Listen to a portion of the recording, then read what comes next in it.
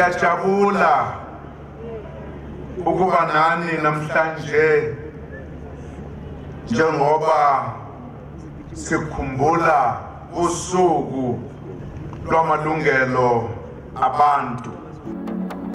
To young people, they have to understand and know the reason why people were killed. People were killed because they wanted the freedom of our country. But all that I want to say is, number one, we thank our mothers and fathers, we thank our brothers and sisters who stood up on that day to say that there must be freedom for the people of our country. We want to thank them very much. As we celebrate 20 years of democracy, we must reflect on how far our people have gone to enjoy their rights as enshrined in the Constitution. Our Constitution guarantees certain rights. Amongst them is the right to peaceful protest. And speak through the ballot box. I might not have been born when the Sharpeville massacre happened, but I rise on behalf of a generation of young leaders ready to take South Africa into its next phase of its democracy, where we no longer look at just how far we have come, but what must be done to take our freedoms further. I also wish to speak today on behalf of the people living with disabilities in our country, who still long to give their contribution to the well-being of our country. Their rights are the same rights as everybody else's. They have the same right to dignity, to education, to healthcare, to freedom of expression, security and services.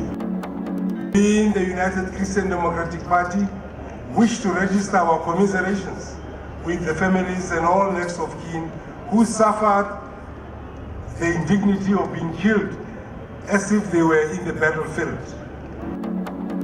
It is befitting for this day to be called Human Rights Day, as the rights of those who were marching on that day were violated by the police under the apartheid regime. Today I want to discuss the issues that relate to the challenges we face as a nation.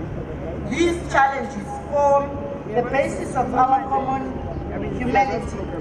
What happened on that day?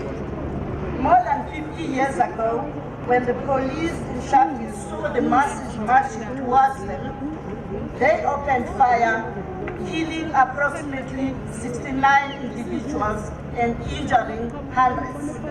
Ngiphakamisa amehlo ami, ngibona imisebe yelapha, ngelula izindlebe, ngizwa kuyatshilozwa, usekhona umongameli othekeda behlekisa, esehlekisa bekeza, umaphumaphethe,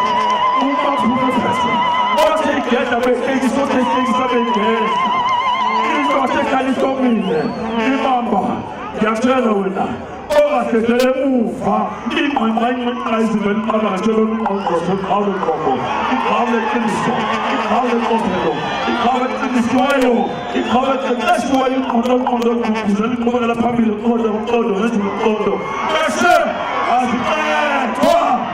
As we remember the 69 men and women who lost their lives here in Sharpeville, we must also spare a thought for those who were killed in Kwalanga, in Cape Town, on the same day in 1960, and in Kwanobuhle, in Utenay, in 1985, and many other massacres that took place in different parts of our country.